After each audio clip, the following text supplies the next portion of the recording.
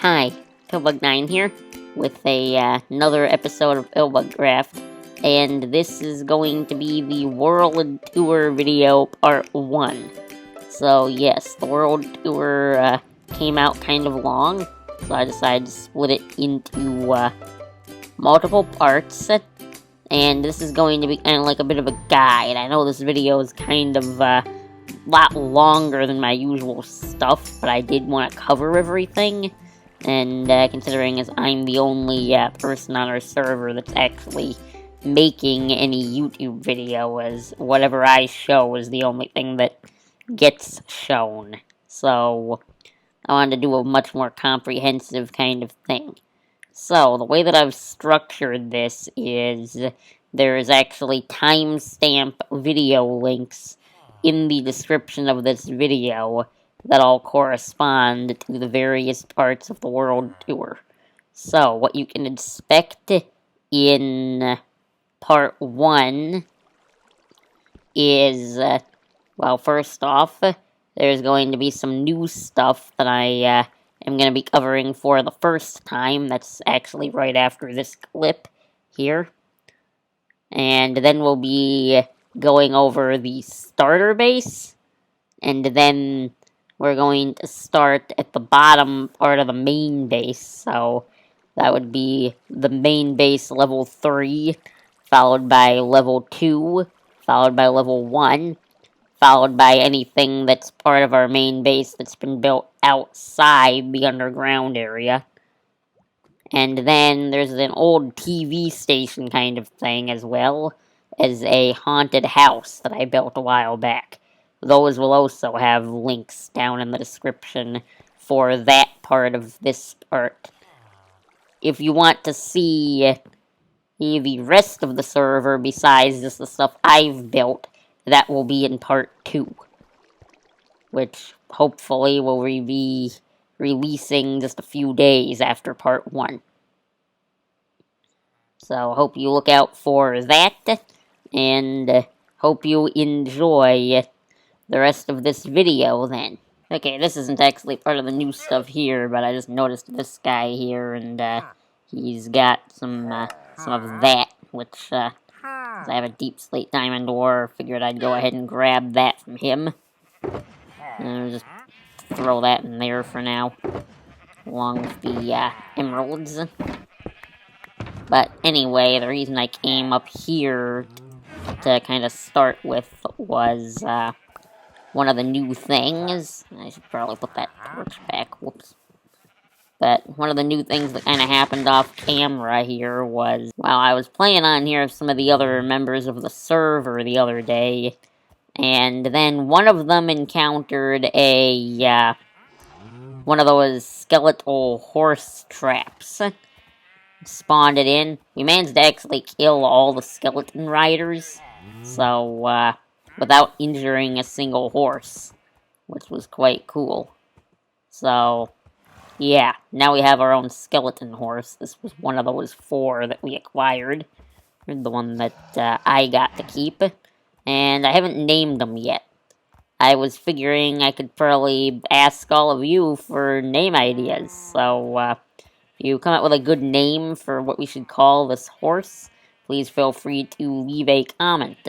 I will be looking at those comments before the next episode, and we'll name this guy probably in our next episode then, assuming I get enough name suggestions to be able to pick one. So, yes.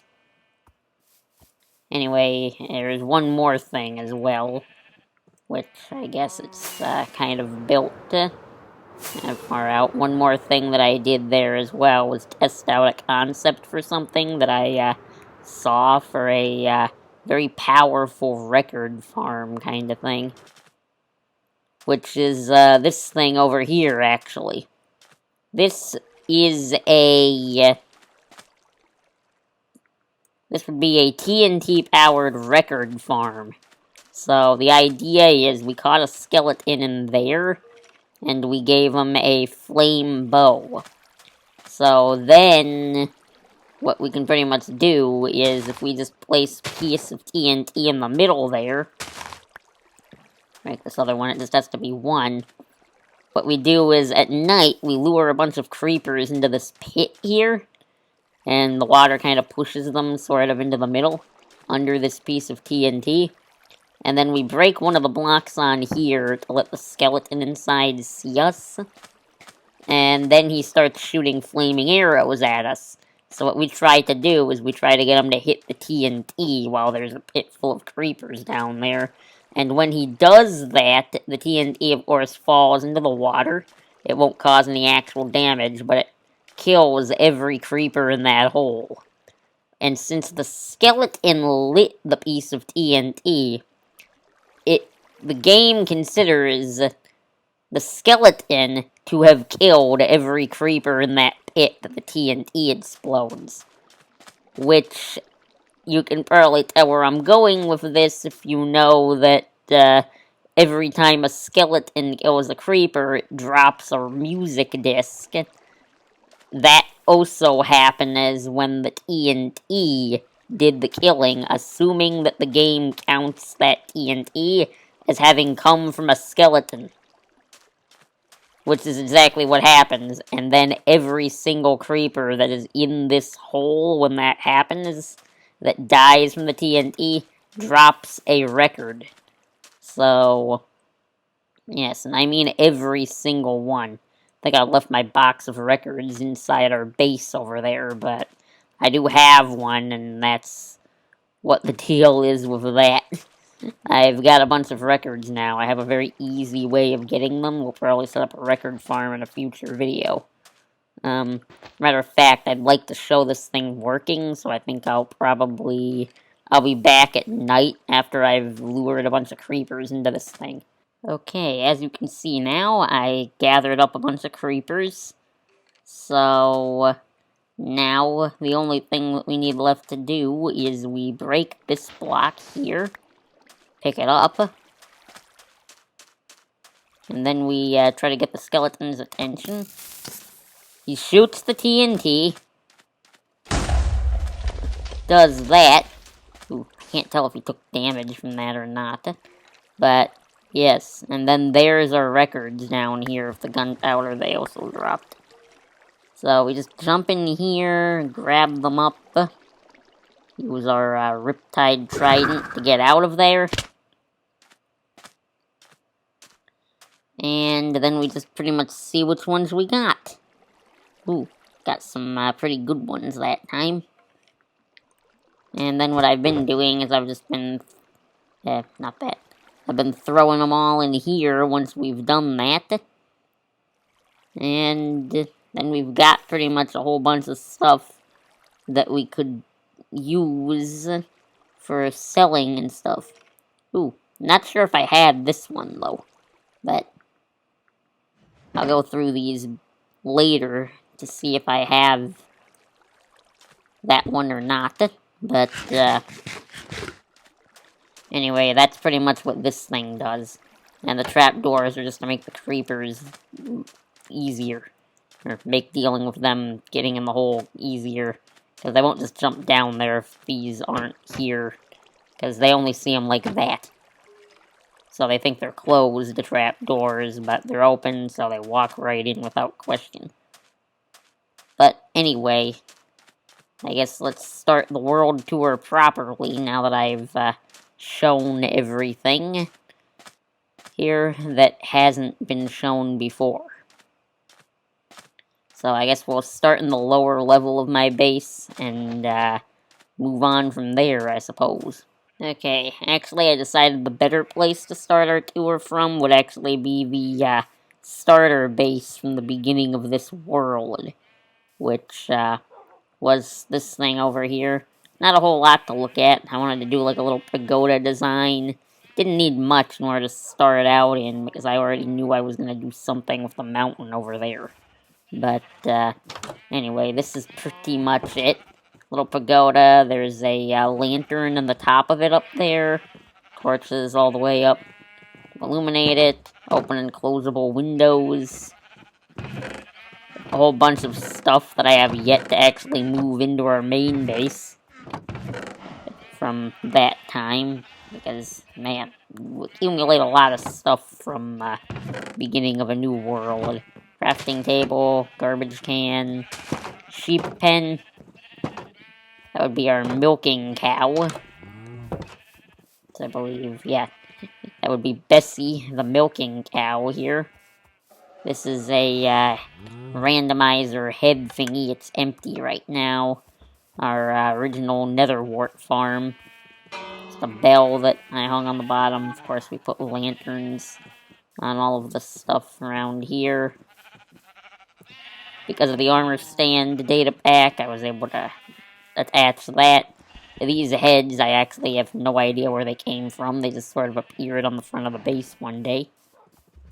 And then our original horses here, including Sir Richard of Richness III, which, yeah.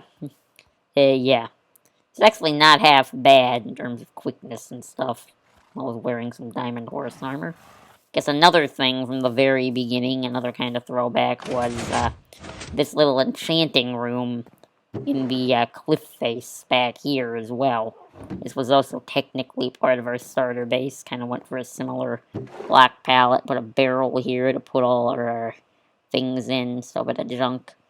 Ooh, that's actually something useful there. I was wondering where that got to.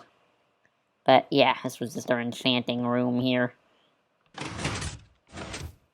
And that door stays open until the button's pressed.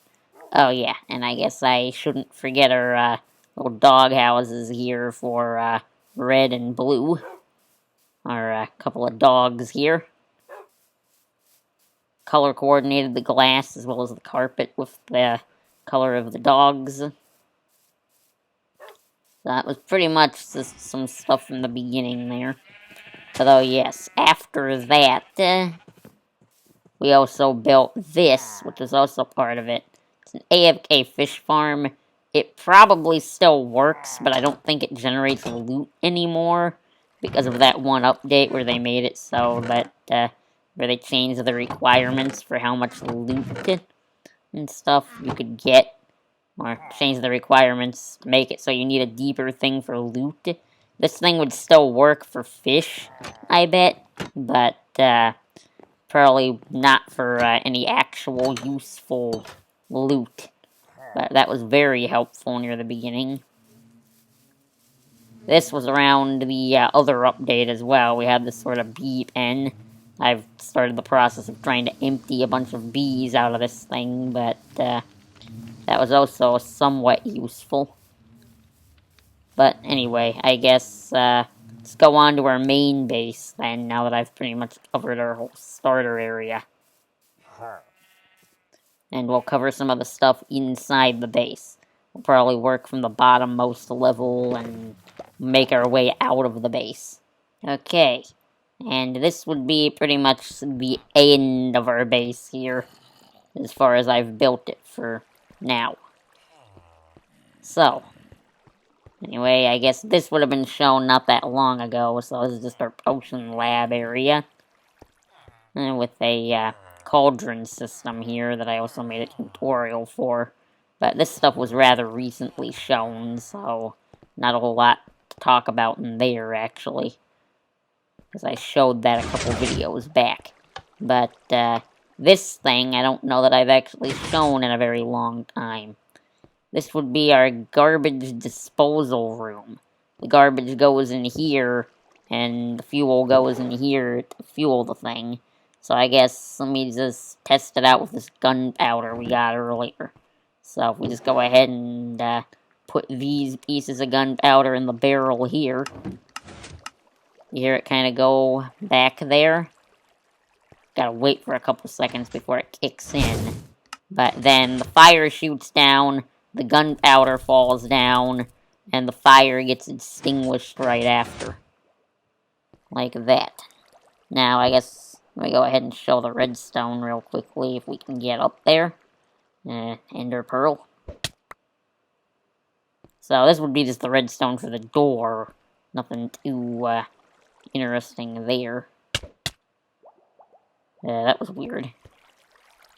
But this is kind of above the thing. Show you some of the redstone back through here. line comes above here. Can kinda see back there to some extent. But yeah, using that target block to reroute things in. This is actually where the fire charges are. I believe there's an item stream feeding that from... Yeah, it comes up through here. So, there's that. Kind of a bit of a mess of redstone back here, but... Yeah, all of this really does make it. A lot of this is pretty much just getting the timings right. And the automatic dropping. So, this is actually where the items you want to throw out end up, ultimately. Again, another water stream that's kind of above this hopper here. So, yeah. Kind of tricky to show this redstone, actually. But, so I guess let's move on to the next thing, then. I can figure out how to get out of here now.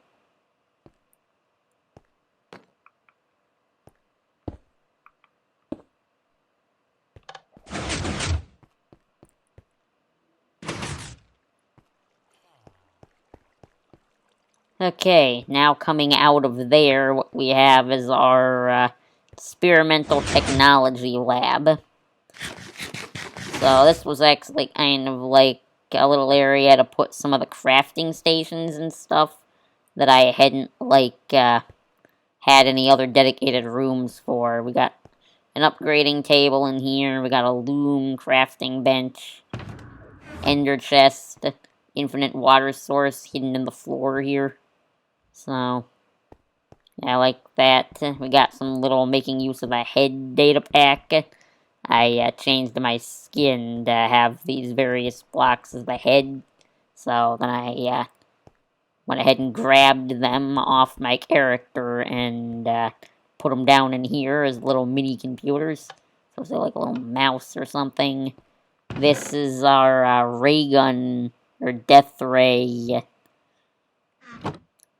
development area here as well, so this is where these are really overpowered crossbows here that are charged up with really overpowered rockets, so make them as powerful as they can be. This is kind of like sort of little crafting area type thing. We got our little dude working on this, and I never could figure out why our redstone rotation wrench resource pack quit working from vanilla tweaks, so no idea why that quit working, but it used to not look like a carrot on a stick. This actually posed this guy, make it look like he was wrenching the thing, but then the texture broke, so oh well. But yeah, and I guess we also got these cameras kind of throughout our base, as well as this lighting fix is a lot of places. Anyway, moving on. Of course, I have armor stand people patrolling the place. So this is actually a flying machine door that I followed a tutorial put out by Mumbo Jumbo in order to make. You can kind of see down there, it's like some flying machine type things there. Got some scientists working in this kind of server room. These used to blink a little bit more in unison than they currently are, so I'm not quite sure about that. But, yeah, probably just server lag that's making these go a little bit weird. But these were supposed to be blinking observers, kind of look like servers. Because this is supposed to be the Hive mainframe room right here. So, got like a switch there. The only thing that actually does anything is this button. This is meant to actually turn that on and off.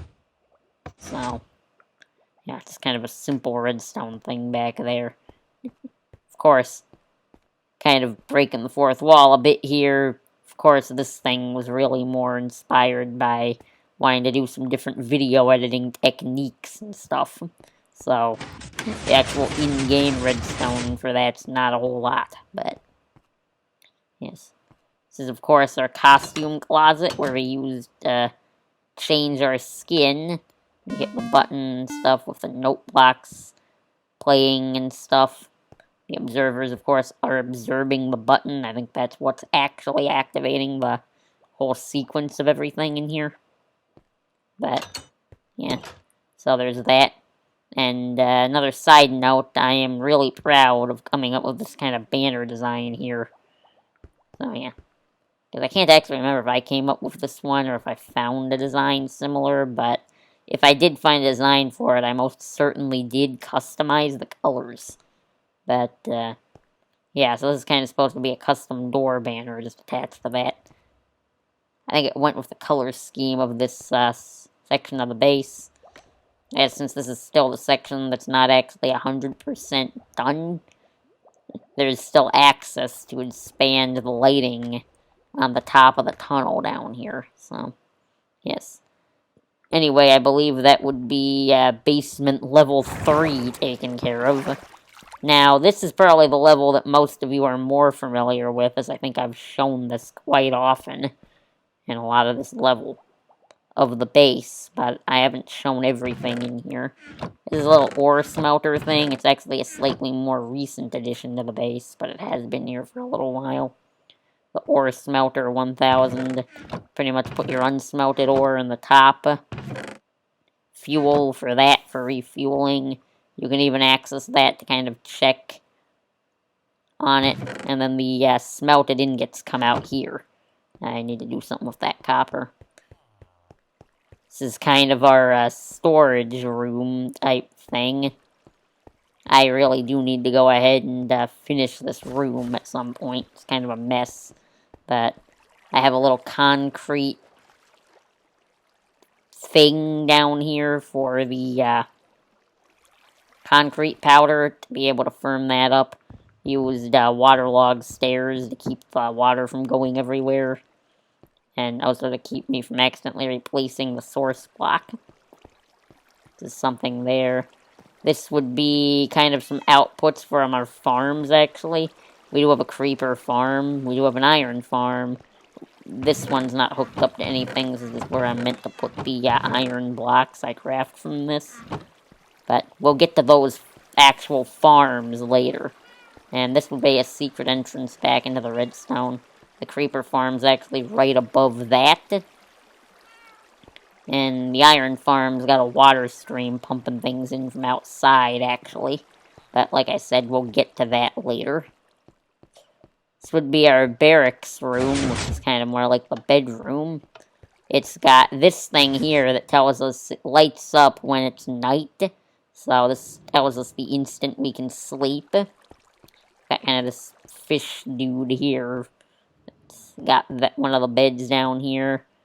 Got an anvil, a couple of ender chests, a couple of buttons, and one of these buttons actually does do something. You see, this upgrade equipment thing goes a lot better with the aesthetic of my base in this room, particularly, than the crafting table would. So what I did was, we got a secret crafting table behind it that pops up when you hit that button. That's why there's buttons in every corner of the room. I didn't want to make it obvious that this one had a hidden thing onto it. But that's how we access a crafting table from our bedroom here. I guess apparently it turned back today. Got a couple of villager banners and a few heads inspired by the Disney Plus show, The Mandalorian, which I did watch and I thoroughly enjoyed it. But anyway... yeah. And, of course, more of these lights. I just really like this design for kind of fluorescent lights there. So I've used that wherever possible. Okay, now we're on to one of the things that I spent an awful long time getting, but I think it turned out really well. This is Villager Central Station. And side note about that sign there, one of the YouTubers that I'm inspired by the name of Think Noodles, that kind of inspired me to start my own channel. Well, his dog, Kopi, passed away while I was building this thing, so I added this sign to kind of pay tribute there to one of the first YouTubers I ever started watching. Rest in peace. But anyway, rest in peace to his dog. But yes. Anyway, this would be our villager thing, the most complicated thing that I ever kind of constructed here. I don't really want to run through the process of setting up a new villager right now, as this thing's only got one space free, but I can kind of go pop back into the redstone to kind of show how this thing works to some extent. So, yes, I got a couple of switches here. Zombify mode, kill mode. So that's for getting rid of villagers that I no longer need. For a matter of fact, actually, this guy I'm trying to get to have potion arrows of weakness so that everything is completely self-sufficient here, because I'm using arrows of weakness in here to cure the zombie villagers when they first come in, and this guy doesn't have the right trade. So actually, what we could do is I could kind of show you how this thing works with him. First off, let's break down these iron bars. I have those set up because apparently zombie villagers cure faster when there's iron bars around. So there's that. But anyway, what we could kind of do to show this in action is we switch this thing into kill mode. I guess let's go back there and kind of look first. Right now the thing's in zombification mode. Let's break that too. So what that would do is those actually control these back here. That one's hooked up to this line of redstone in particular. When it's turned off, they go back up into here where they can be re-zombified so that I can lower their prices again if need be. What it does otherwise, though, is it would put them in here. And when they try to get to the bed, they walk into the lava source right there. And, of course, the minecart gets retrieved and all that, too. So, that's what's going to happen. So if we flip that, that means that now that is going that direction. Which means now if we hit the button next to this guy to drop him, that dispenses a minecart, which he should then get picked up in. Is the thing out of minecarts again? He should be picked up in a minecart. Or is this thing broken? I haven't used it in a while, so... Is it just out of minecarts, maybe? This is a service access button to access the redstone, so we can actually check that. So, let's go back here and look. So, this is kind of the way this thing's built. I followed a tutorial for this, of course. But, yeah. No, it just didn't send out the signal for whatever reason. Well, this thing might be broken then, actually. Might need to fix that at some point. Yeah, this thing activates the villager breeder, which I guess we can take a look at if we break through the wall here. So, yeah, that goes all the way into a bunch of redstone and stuff. There. We have a villager there. That line actually lights up a lamp to let us know if there's a villager in the system or not. That's just something in case I need to bring villagers to the surface. And of course we have a zombie back there with a sword. Just an iron one, I think. But yeah, for whatever reason, it seems like that minecart thing didn't fire. I think I might have something for that, though. I think if I press this, it'll force it to fire. So let's do that. If I remember how to work my own machine here. That should have fired the minecart. Or forced it to fire the minecart. Or at least done a force reset on the redstone. Maybe if I hit the button again, it'll fire off the minecart.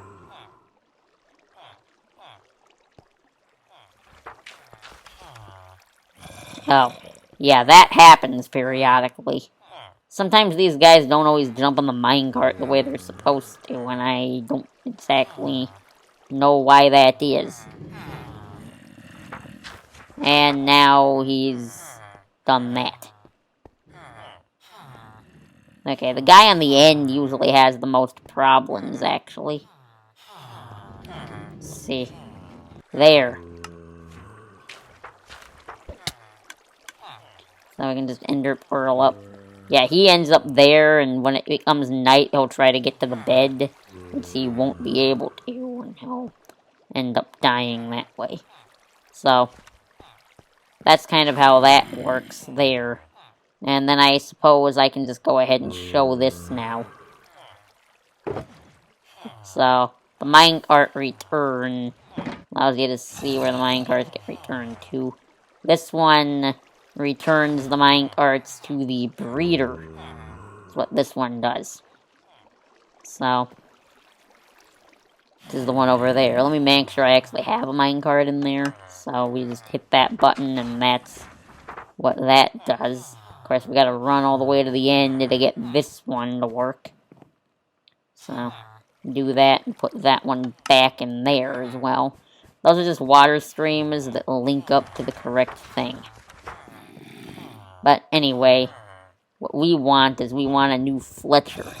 So, yep, he tried to go to the bed. Yeah, there you go. We also got a thing that tells us when villagers die on here. So what we do for this is we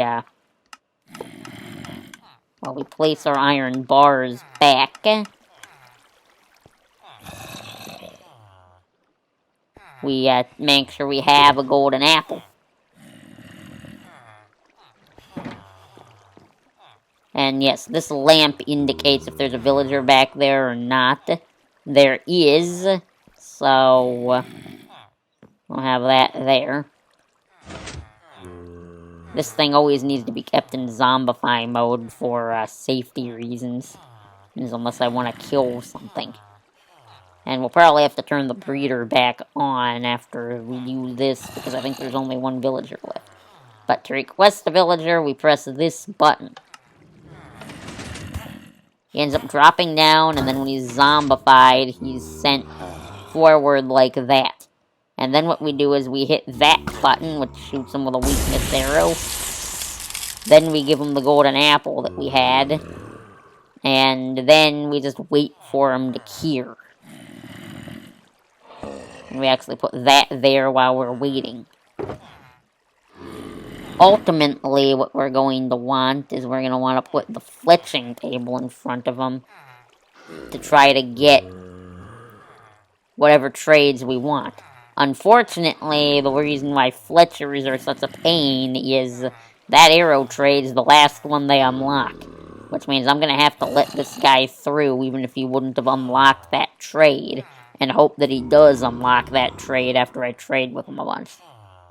Anyway, that turns our villager breeder back on. Which we didn't actually go inside of. We can do that while we're waiting for this guy to cure. So this is like the most complicated redstone build I've done here. I guess that's how that works. This piece of string observes that. So, yes. Of course, I did also follow a tutorial for this thing. So, a couple of villagers back here. And the farmer, they breed with each other. The babies try to get over to these beds. And they fall down. And then all there is there's a thing down there. I think it's a fence post.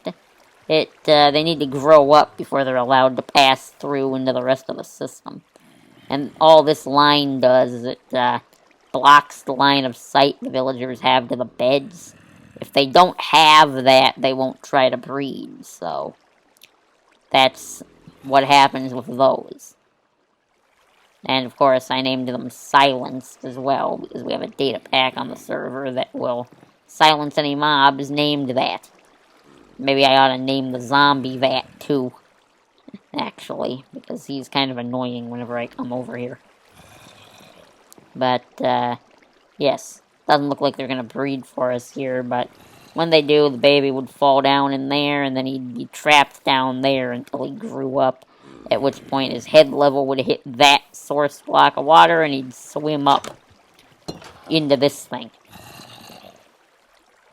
that's the minecart dispenser there, and that's where they get picked up from. Let's go ahead and do that. Hopefully we didn't screw up our light. Nope. That's the other side of that indication lamp as well. But anyway, I'll wait for this guy to clear, and then I'll show you what happens next.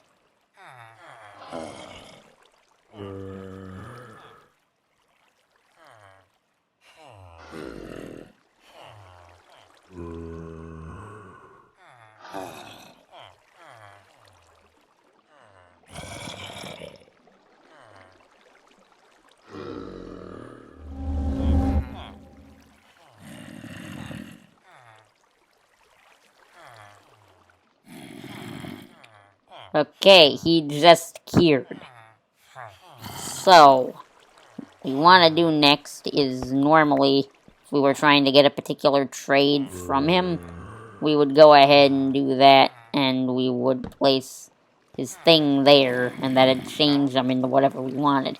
If we didn't see what we wanted, we would just break this, and we would replace it again, and he would become that. So, considering we don't know if he's going to have the trades that we actually want or not from him, we're going to have to probably settle for one of these trades that he has. And for a matter of fact, we don't even have to lock in his trades by trading with him once, because whatever trades he ends up with are probably going to be good enough for our purposes here. That said, though, that stick trade might be worth doing with him. So, if I can just get some emeralds, I can just buy those arrows, which will be enough to lock him in. Which is important, because what we need to do, if you notice, is he'll be able to walk right out of there when we put him into the next section. So, what we want to do first is break his workstation, place it there, and then, since his trades are locked in, his trades will stay the same. And then we hit this button when we're ready to have him go forth. So he'll go around, and then when he tries to wander in, he'll fall right down in behind that, which will then cause that to get pulled back, completing the path for whatever next one is free. Which, if it wasn't night, he probably would be pathfinding to that right now. Since it is night, he's gonna take a little while before he does that. I think he might be trying to get to the bed from earlier, since it's nighttime. Which, if we go ahead and fix that real quick, then.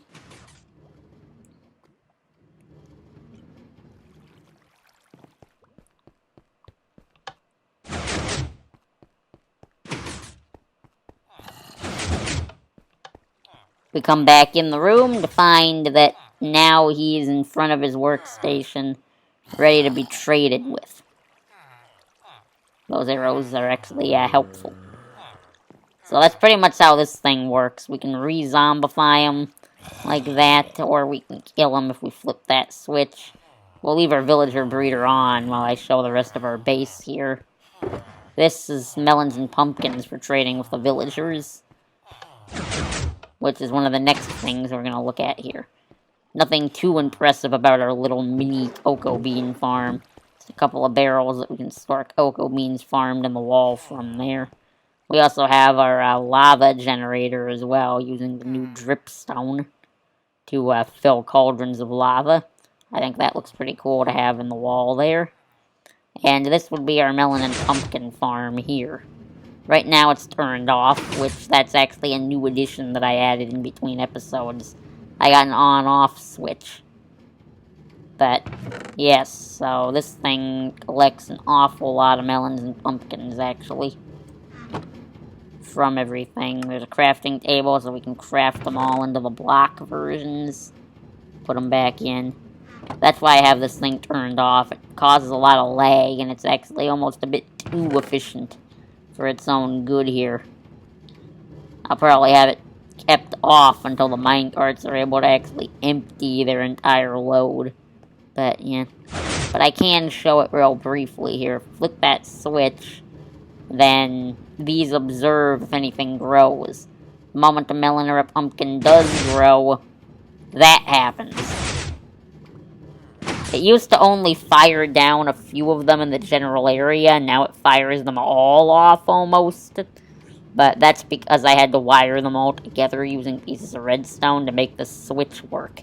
So, that's how it functions now, was it pretty much fires down more pistons than is necessary. But there's nothing I can really do about that if I want to be able to turn it off. It's only able to get one of those buttons to work for the door as well. And that's as far as this floor has been built out to. Getting more scientists and soldiers in the hallway as well. Anyway, that's all for this floor, and now let's go into this one. And this floor of the base is actually inside the mountain. The rest of the floors have been underneath the mountain. They're a little drowned guy. So this is our Ender Pearl station here. Hit that button and we get exactly 16. Of course, we had more than no Ender Pearls on us. So we ended up getting more than that. And that's how we would restock it there. Matter of fact, let's put our smaller stack in there. So we can just use the new full one. This is my first attempt at a hidden crafting bench. Right here is one in the floor, which I think is quite cool. These are supposed to look like eye scanners, by the way, so those observers aren't actually doing anything. We do have a nether portal, one that goes to the nether roof. We'll get to the other dimensions later in the tour.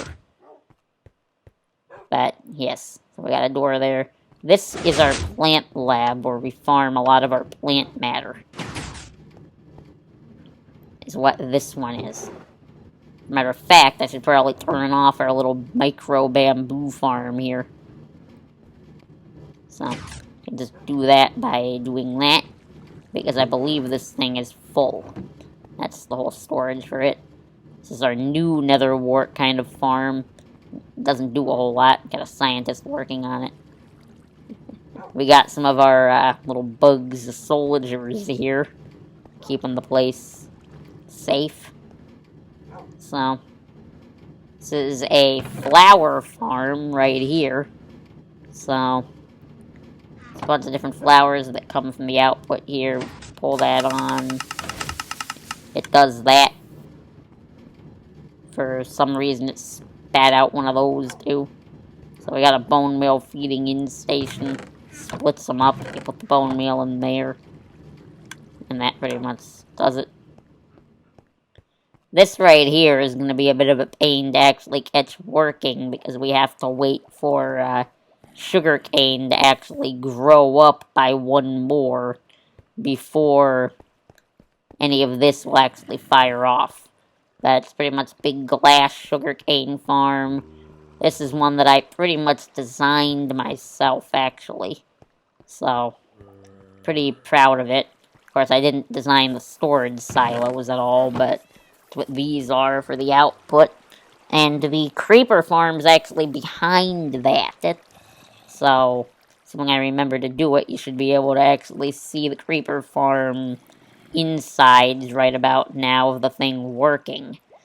So it's one of those cat-powered designs, as you can tell, that uses the trapdoors and the carpets to block everything that's not a creeper from spawning.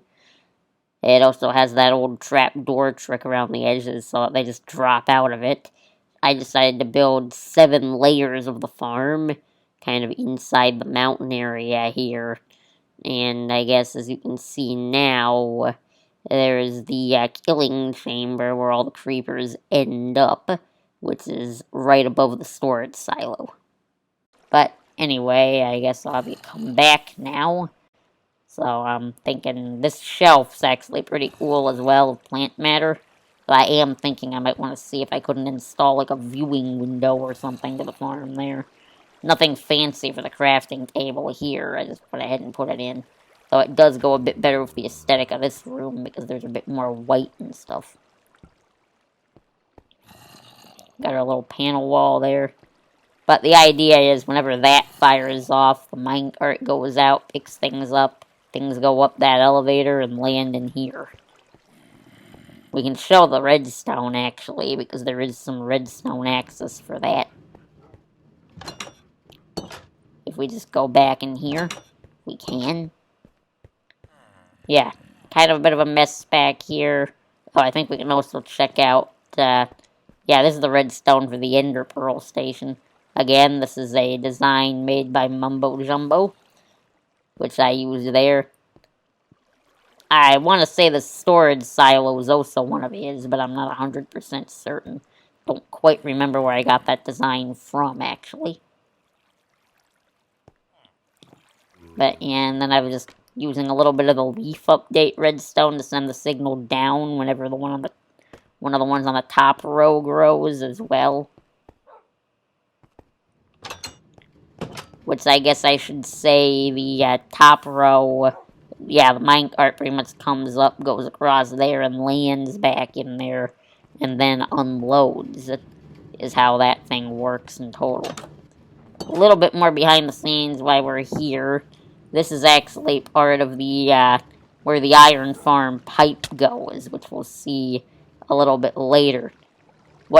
This part does is when it gets here, it actually filters out the roses from the iron golem farm that we have. And so there's a filter for that here. Anything that is the roses, they come through this item filter here. And they get funneled around, pretty much. And they're supposed to be composted in there. And for whatever reason, there seems to be some kind of backlog of them there. I'll have to look into why they appear to be stacking up so much like that, because this is going to eventually be a problem now, actually. I might have to redesign this thing. Good thing I'm doing the world tour, or this thing would be completely broken, most likely. Because it actually appears to be completely broken the way that I have it set up. Yeah, one of these filters isn't working quite right. Oh, it's because it's perpetually locked, the filter underneath. Ugh. Okay, that's a problem. I'll fix that later. But anyway, what's supposed to happen is all of those are meant to be composted and then split up evenly into the system for our flower farm.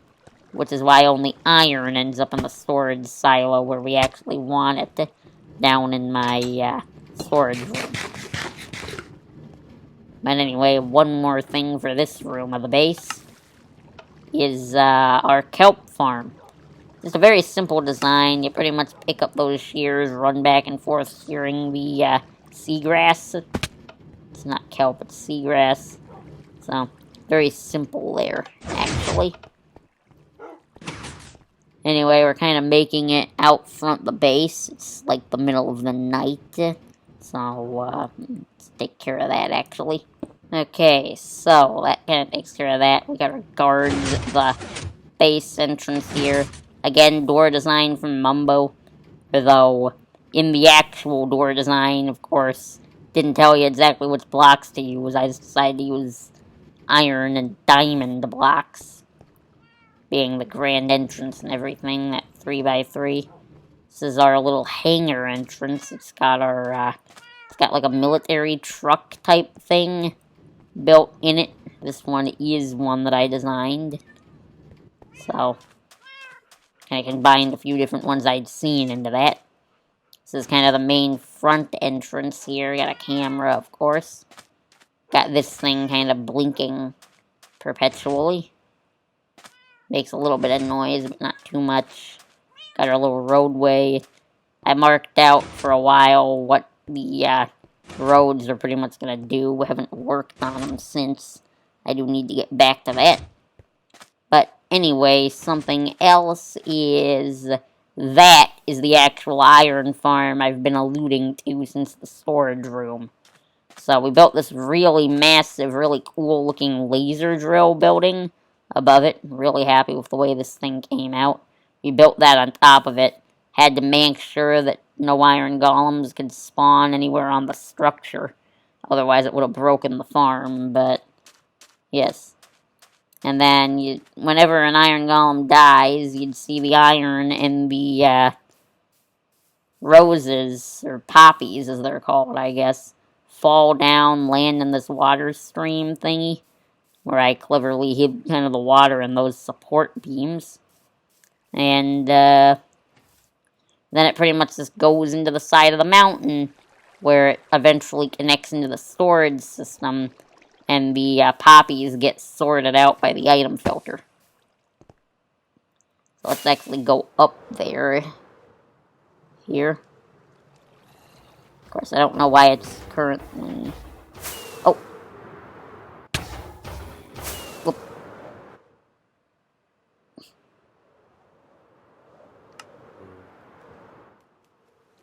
Yep. So it kind of goes through like that. That was kind of a botched job of flying up there. So this is kind of our little thing up here. We got chimneys. Everything's either half slabbed or carpeted. Got just an iron golem farm in here. Pretty standard design. There's a zombie in the middle. All 3 villagers can see them and they have access to beds. That's the only place iron golems can spawn. They get moved slowly into the lava, where they eventually die, and everything that they drop gets put in the hoppers there. Which then makes its way into the thing where you hear the clicking. And then you see it go through all these pipes and end up in there. So I personally think that's pretty cool. Oh, we picked up a piece of iron as well when we were doing that, apparently. I think we can drop it in there. I think we can drop it in... Thought we could drop it in there. I guess we can access that and just put it in there. Do that and that'll send it into our storage room. Anyway, that about takes care of all of that stuff. And I suppose I should mention there is one more entrance into our base as well, while I'm up here. The creeper farm is over in that section of the mountain with all the torches on top, by the way, in case you're wondering. But that's kind of our Elytra landing pad. We go into this control tower after we land, which I did go ahead and actually do the inside of the control tower, so you can kind of see that. A whole bunch of little things to flip and stuff up in here. So, kind of give the illusion of that. This thing was actually built before the iron farm, and the antenna on top is... before we go ahead and really use this. The antenna on top was actually quite expensive for me to build at the time, because I built this before the iron farm, and the whole little antenna is built out of iron, the mini satellite dish that I designed on the top of that. And I suppose while we're up here as well, should mention, this is our creeper farm AFK spot to run the creeper farm most effectively. Wow, that fog effect is weird. But yeah, that's essentially what that does. Run as the creeper farm when we stand on top of the chest. Most of the other caves in the area get unloaded. Of course, I'm not going to do that right now because we kind of have some other stuff as well. It's the creeper farm. Mainly the storage system for it's getting really full, so I don't really want that thing operating at peak efficiency. That's just a little turtle farm that we have going. I'm probably never going to need to run that thing ever again. This area is not finished, though, obviously. You can kind of hear the cats from the creeper farm in that one section over there. But anyway, this, I'm not sure if I've really seen that. This is kind of how we're meant to get into the base from flying. Fall down, then we hit the button, and then we come out next to that guy. So that pretty much takes care of most of our actual main base. Now there's a couple more things that I've built that I will show. One of them we're going to do right now, actually. This one's kind of just a temporary little nether block farm here. Some chorus plants growing around. This is a haunted house that I built for the first ever Halloween on the server. So, got our little pond, a little grate coming out of there. Over here. Got a random ender chest, random barrel with some stuff in it. This is a, this was a pumpkin patch. I changed it out for melons because I, did some stuff for a different type of thing. This drains out into the main lake. But yeah, of course, there's ominous banners on the front. And then there's some of these gravestones and tombs that have some stuff to do with them. Have some interesting names and stuff about them. Things changed actually a few times. This one actually has got a bit of function to it, where we hit that and then now we get to see the zombie down there. He's a fake zombie, of course, but yeah. Got a jack-o'-lantern, got fangs, or a black cat here. And I guess you'll probably recognize this from a few videos ago because I repurposed this yet again. But yeah. Anyway, I cleared out all the hidden campfires I used for that scene, for the smoke. Since then, this thing's actually been a few things. It was originally an escape room. The redstone for that still works. You had to kind of try to figure your way out of the thing, and then you'd win a prize. So when you did that, and there was some creepy surprises in here as well. I think behind Mr. Flaming's skull painting, if I can access that. Maybe I took it down, but initially there was something creepy hidden behind the painting. Doesn't look like that works anymore, actually. Must have removed it and just don't remember removing it. Oh well. But yeah, the idea would be you'd have to check the bottom of that clock. And if you did that, then you'd unlock the exit. It's the first ever thing I did with this. And then you'd pretty much just go through here and you'd come out the crypt and then you'd win a prize from me. So, that's all that was. This house took a pretty long time for me to build, actually. So, yeah. Pretty happy with the way that it did turn out, though, in the end. Okay. And this would be the TV station. So, I guess this was used in a skit that I did a while back in a previous video. I will have a link to that in the description as well as on screen. As long as I remember to do that. But, yes. So this is the PillbugCraft Broadcasting Incorporated headquarters. I only did end up using it for one skit. It was a lot of fun to make, but it was also quite time-consuming to make. So, it required a decent amount of editing. But I guess let's go inside then. This was kind of the set that I used for it. It was a PillbugCraft News Network, or PNN, kind of thing, where I stood right back here on this different color of carpet, faced the camera, turned it on, and then kind of filmed myself there in a news outfit and stuff. Had a bed back here as well for, just in case it became night while I was setting up, and a few lamps in the ceiling, and of course there's the antenna on top. Not a whole lot to look at. It was kind of meant to be more of just a simplified building, considering the skit part of it, you were just going to see that part there. So, not a whole lot to show with that thing. So, that's everything that I've built in the general area. So, I I guess that would be the end of this part then. So, yes, I think next time you can look forward to us giving a brief overview of some of the other members of the server's bases. We'll probably end up starting with that one. And also a bit of an overview of some of the stuff in our shopping area, as well as a few other little treats that I haven't shown in a long time on the server, including what we've built in the Nether and the End dimensions.